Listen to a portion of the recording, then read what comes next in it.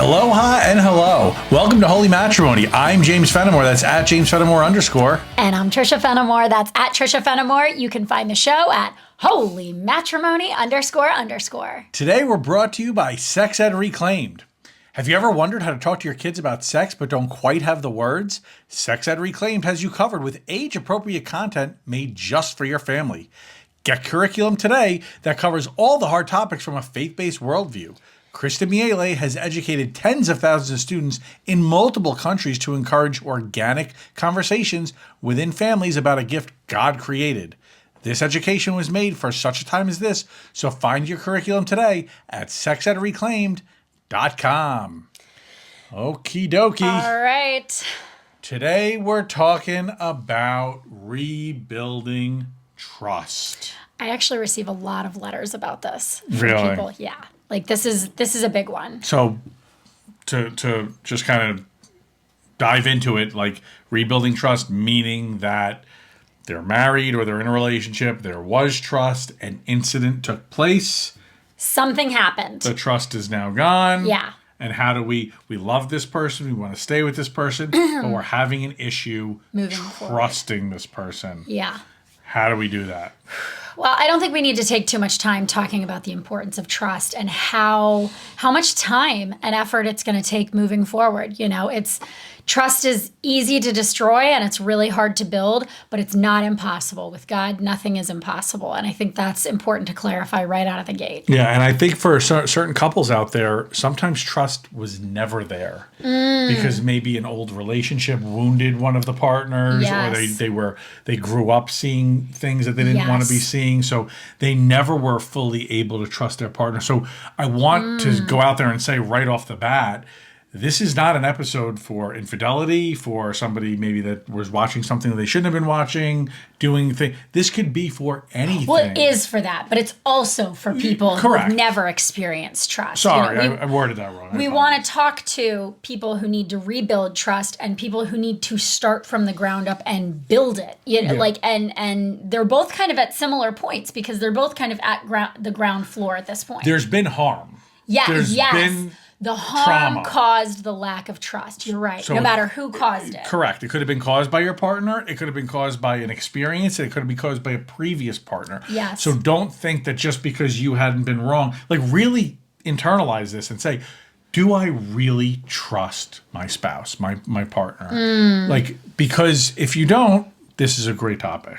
Yeah. I also want to offer some encouragement is that if you're in this position, like there is hope and it can be overcome, you know, but it's going to take time and it's going to take both people participating. I think that's a great place to start. Both people participating. You're in it together. Yeah. You know, like if you're doing it and the other person isn't, that's your answer. Maybe you feel like you can't trust them because you can't.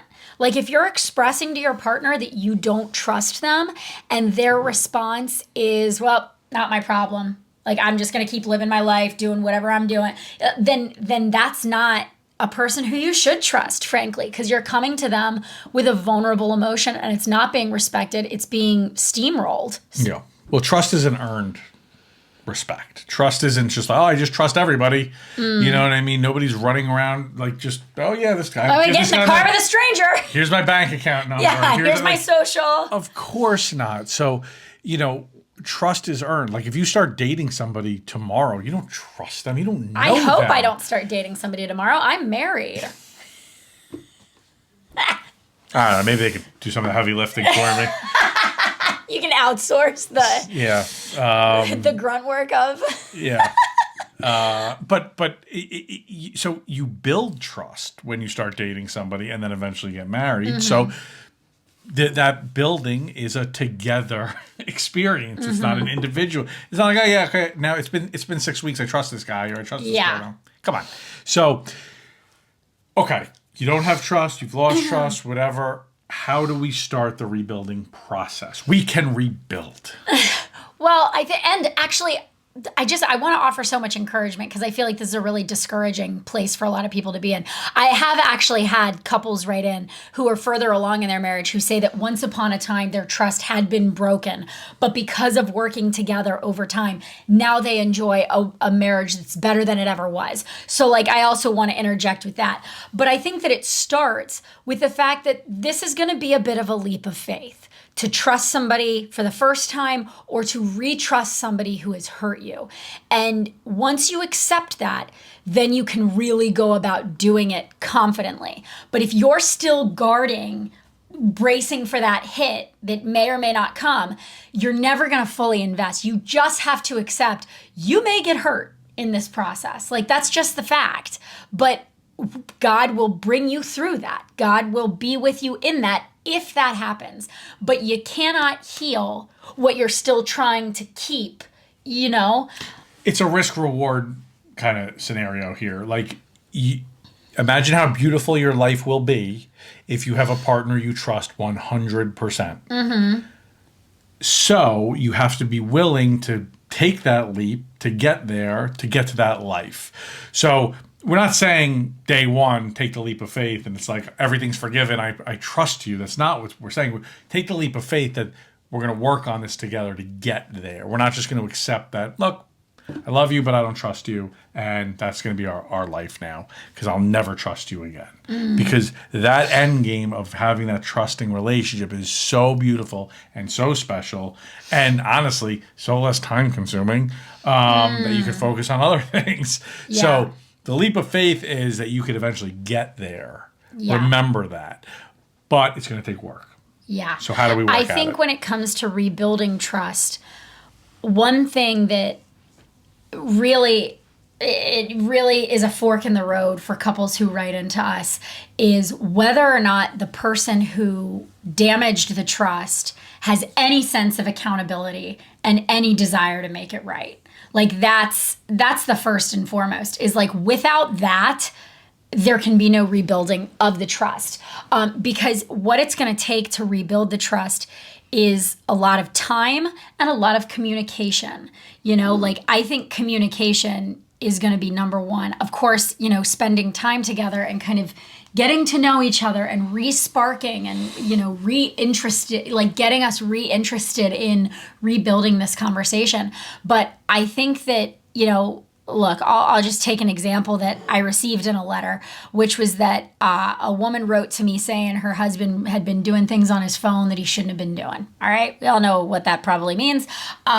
And anytime she would see him on his phone, she would tense up and didn't know what to do. So like in that scenario, let's take that specific example. What do each people do? Like what should each person be doing in an ideal scenario where both people want to work toward rebuilding trust? So based on what you said, both people have to be in it. They're in it together. Yeah.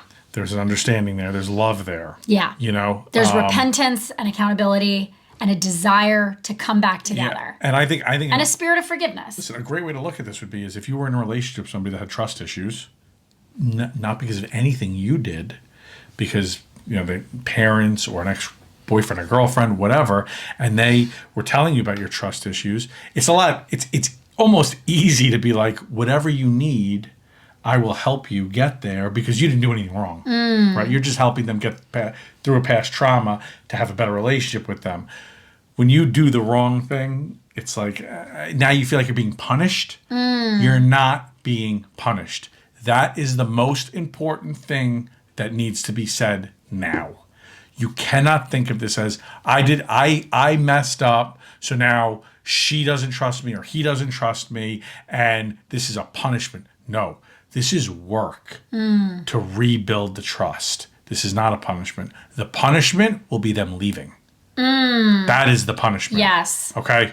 So let's establish a baseline here of what work is and what punishment is. Because what I'm about to say about this specific incident is, how do you handle that? Something was happening on his phone. It was inappropriate. It broke the trust. Now every time he's on his phone, the wife is now nervous. Let her see the phone. Let her see the phone. And don't get annoyed. Don't get upset. Don't get angry when she asks to see it. Of course, honey. No problem. Here it is. Yeah. I'm going over sports. Fantasy football season. Yeah. You know, it's I'm reading the stocks. Like whatever. Be willing to do that. It almost reminds me of the cultural conversation that happened a while back around like, well, if you're not doing anything wrong, what's the harm in people surveilling? Or, you know, and it's like, okay, yes, if you've never done anything wrong, yes. But like if you caused a harm, and it's not surveilling, it's just rebuilding the trust where it's a common practice that if somebody did something wrong, you're gonna, like if somebody robs me and takes my wallet, first of all, I'm probably not going to leave my purse with them. But if I do, I'm going to, glance back a few times for the first several times, make sure they're not doing it again. But it's like, it also falls on the woman, or, well, in this case, the other person to speak up when they feel uncomfortable and insecure and realize that that's a response from something very real that happened. And the response isn't wrong. Even if it's something that happened a long time ago, like your parents, something happened with your parents and you don't trust it. But it's when you feel that anxiety, when you feel that nervousness, that pit in your stomach, to speak up to your partner and to say that, because I think sometimes people who experience that might view it as, oh, I don't want to be high maintenance. I don't want to, make it seem, but it's like, this is how trust is rebuilt. And if you don't share that, then you're not letting them in. So why will they let you in? Or they won't even know that you need to be let in. You know what I mean? There's a trauma that happened, and people need to understand what trauma is. I'm going to give you a good example of something that happened to me when I was a kid. When I was 12 years old, I got jumped by a bunch of teenagers, like 16-year-olds, okay? I got walloped. I mean walloped. It was like a whole group of people. Yeah. I mean, and I was 12. I was 12. I was a kid. So after that happened, I thankfully I was at a day camp at the time, so I was like a really safe space for me to be at. But one day we did a field trip at this camp, and we went to like a little amusement park that was close by. And I remember being approached by 3 older kids in not such a nice way. They were talking to like a couple of the girls that were at the camp with us, and then they came up to me. And when I tell you, listen, I wasn't like a tough kid, but I wasn't scared. I was never scared. I was like frozen like a statue. I couldn't move. I didn't know what to do because there was a traumatic experience that literally had happened a week and a half earlier. Like the bruising like the swelling had just gone down, and I didn't know what to do. One of the girls that they were like talking to actually came in and said, "Jimmy, go away. Go over there. Go away." And she handled the whole thing. A girl, okay? So, like, I wasn't in any real danger. I wasn't in any real threat. But the trauma stayed with me. In this, there was a trauma. Yeah. And it's going to get triggered regularly. Let's take the example, if somebody was cheated on in a previous marriage and now they're in a new marriage, there's a trauma. There's a trauma there. And you might not have caused the trauma, but as their spouse, it's your job to help rebuild it. So this girl she didn't need to do this. But this is your spouse. This is the person in your relationship. You love them. You want to move on with them. So there needs to be a reciprocation. There needs to be transparency. And there needs to be understanding and love and grace. So be willing to hear it when the other person speaks up and say, do you mind if I just peek what's on your phone right now? Yeah, no problem. Here it is. Right. If you, again, like you said, if you're like all of a sudden, not wanting to show it, maybe there's a reason now that this person isn't going to trust you. Yeah. If you need to like exit some apps before you show the phone, then maybe they shouldn't trust you. And that, because that's something too. Yeah. Like what happens if it's broken, and then what happens if it's broken again? Yeah. In the process of rebuilding trust, if it's broken again, what happens? Well, before we even get to if it's broken again, I just want to emphasize one more thing. There needs to be regular conversation. Yes. Open conversation. This doesn't need to be scheduled, but if it needs to be, it needs to be. Yeah. The conversation needs to happen. What were you feeling when I was on the phone? I love that. Yeah, I started to feel like, you were doing the things you used to do. Yeah. If you walk into the bedroom and they're sitting on the bed, like on their phone, then how did that make you feel when you walked in? It's not just prove it. Yeah. It's what's going on inside. Yeah. How can I help? That's going to mean a lot to the other person. Yes. I'm motioning here because these are generally the people who reach out to me are wives who experience this. The husbands tend to reach out to Jimmy, but what is going on in your head, in your heart, in your body? How do you feel? Are you sweaty? You know what I mean? Like, acknowledge these things together. Because when we talk about like trauma, obviously the phrase fight or flight takes plant in my mind. But when you described your story, it was also freeze. And that's something too. There's fight, flight, freeze, or fawn, which is a whole different thing. But it's like if your partner all of a sudden picks a fight or leaves the room or is just kind of like frozen, it might be because they're feeling something else that they can't really articulate. And as the offender, as lack of a better word, as the person who did the offense, maybe then if you're truly repentant and wanting to help them, that's when you check in and say, hey, I'm really sorry. It seems like something's going on. Is everything okay with you? Like, how can I help? I think that that's a really good point, is to volunteer you have to. The conversation from both sides, and not just in a moment of emotion, but like on a Tuesday when your spouse is making lunch. Hey, how's everything going? You know, I want to be there for you. Is there anything else I can be doing? Yeah. And the more you talk about it, whether it's in the moment or out of the moment, but you'll start to be able to recognize signs. So like you mentioned, the freezing. Yeah. Sometimes maybe he'll be on his phone, he'll look up, hey, babe. Yeah, she's staring. Just letting you know, I'm just doing something for work. Yeah. I'm writing an email. I'm just reading things on Twitter. But you'll be able to pick up on these cues more and more and more the more you're open together, which will also help rebuild the trust, because now there's another layer and level of intimacy, and intimacy usually will breed more trust. Any advice for the men on either side of the trust? Because trust goes both ways. It's not just men offending the trust. I have received letters, and so has he, from men who have been harmed from women who have not, who have broken trust.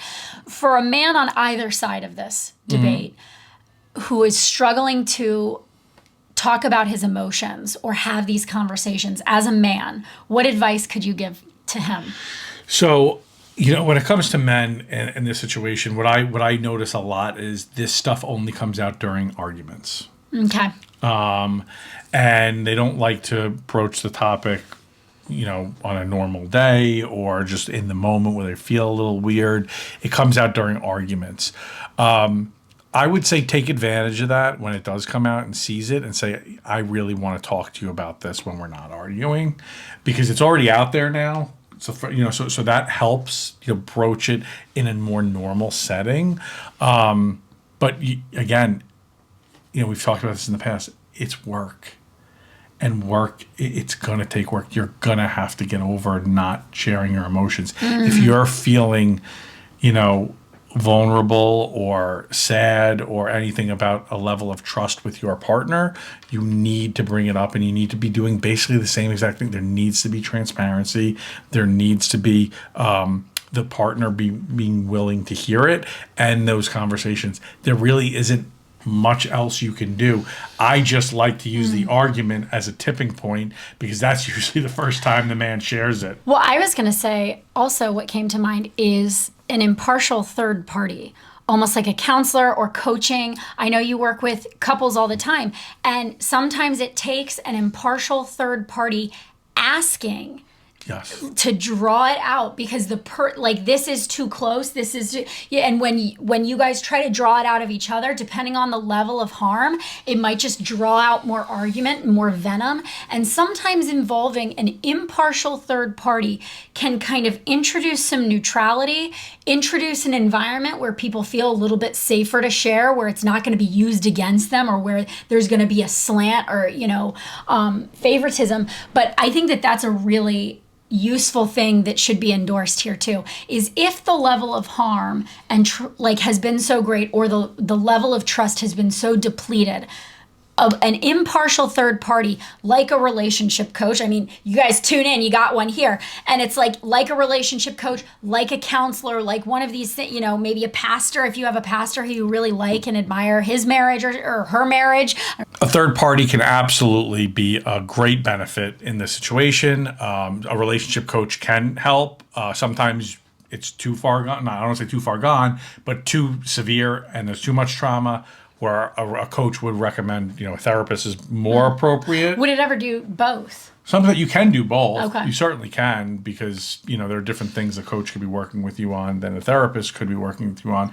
But really, sometimes there is a line where, listen, a coach is taking a back seat. It's time to do therapy. Come back to me when you feel a little bit more healed here. Because there is a responsibility we have as coaches to know where our line is. Yeah. And some of them don't do that. So it's very important that you know that. So with me, you'll always know, like, hey, I'd love to work with you, but I think a therapist might be the best bet here. Yeah. So what happens if they're working to rebuild the trust and then the offense happens again? Well, look, it's really a case-by-case basis. Like, if in this situation, if they got doing this, okay, we're back at square one, and it's going to be a lot of, and not even at square one, you're back at like square negative 100. Yeah.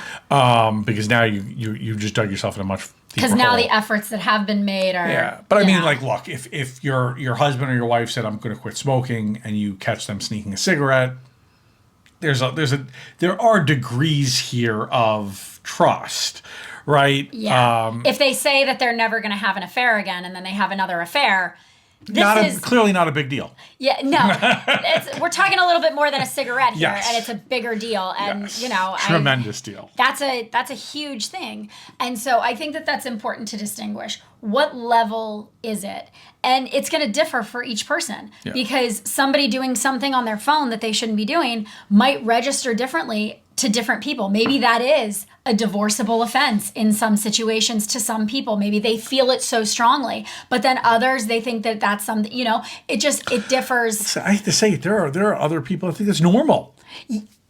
Yes, and that is a whole other thing that we need to, I feel like we need to have an episode on what is normalized in society in relationships. I'm gonna get real fiery. You better shut it down, because I'm gonna. I may just rant now. I may just dismiss myself. I was gonna say, I'll take the episode from here. We'll wrap it up, and we can all go home convicted. More rebuilding trust, transparency. You both have to be involved. Be willing to talk about it often. Yeah. Case by case basis. If the trust is broken again, or a trust is broken again. Speak up if you feel uncomfortable. Speak up if you think your partner's uncomfortable. And use a third party when necessary, because Absolutely. a third party could be a really big help for you in this situation. Absolutely. That being said, time for Answer the Internet. Let's answer the internet. All right. I recently lost a big client, and I have fear for our financial future. My wife is spending a lot on Amazon, even though I have asked her to scale it back. This has caused several fights. How can I get her to stop? My first question, does she break the boxes down? Okay, first of all, If she does, you don't need to attack me. I'm on her side. You don't need to attack me in such a public way. I didn't in say, a public forum. You're attacking yourself. I didn't accuse you of just not trotting out our dirty laundry here and what we disagree about. Well, here's the issue with you. Unacceptable. I don't mind breaking the boxes down for you. I love you, and I feel manly. Here's the issue. You decide to let your boxes stack up to here, and then you open them in a project, giving then me a project. If you open the daily box that came every day, it's an easy thing. But then it's like, okay, here's 37 boxes to break down, First Jimmy. of all, when was the last time you got 37? A lot of the things arrive in envelopes now anyway. You just tear it off. I throw it away. So he's exaggerating, everybody. He's exaggerating. Am I? Am I? All right. So first of all, here's the thing. I used to work in sales, and I like to order things offline. So I relate to both partners here. So I feel like I'm in a position of neutrality, and I'm like an expert on the matter. So let's take it. I'm going to ask, does she know you lost the client? So you're not... Does she know you lost the client? Is she privy to your new financial situation? Because if she is, and she's still ordering recklessly off the internet, that is an entirely different conversation, and the blame and fault is on an entirely different person, rather than if you have kept this from her out of some sense of shame or fear or whatever. Ultimately, shame is fear, but we're not in a psychology class. Not just shame. Maybe he wants her to remain comfortable and not worry. And that's true. Nervous. Okay, yeah. Look at me. I'm like thinking it's a pride thing. Could be coming from a good place. You're right. All right. If she doesn't know that this is a thing, you got to tell her it's a thing. You got to make her aware. And honestly, maybe that'll get her to stop. Maybe that's what's missing. If she knows about it and she's still doing it. Cancel the account. No. I didn't even see that coming. I'm kidding. I don't mean to cancel the account. But it is a lot worse if she knows about it and she hasn't changed her behavior at all. Yeah, that's insane.